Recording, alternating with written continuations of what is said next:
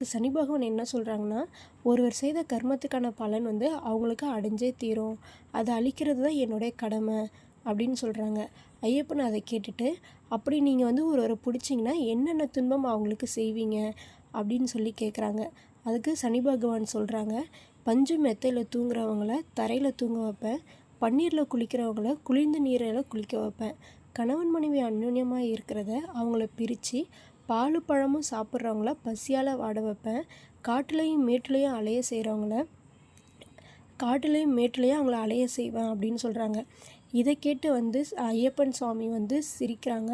கொஞ்சமாக வந்து புன்முறுவலாக சிரிச்சுட்டு, இந்த தண்டனையை நானே என் பக்தர்களுக்கு ஒரு மண்டலத்துக்கு கொடுக்குறேன், அவங்கள விட்டுடு அப்படின்னு சொல்கிறாங்க. சனி பகவானும் சரி, நீ எப்படி வந்து அப்படி கொடுப்ப அப்படின்னு சொல்லி கேட்குறாங்க. அதுக்கு வந்து ஐயப்பன் சொல்கிறாங்க, ஒரு மண்டல காலத்துக்கு ஒரு வேளை உணவு மட்டும் அவங்கள சாப்பிட வைப்பேன், தாம்பத்திய வாழ்வை வந்து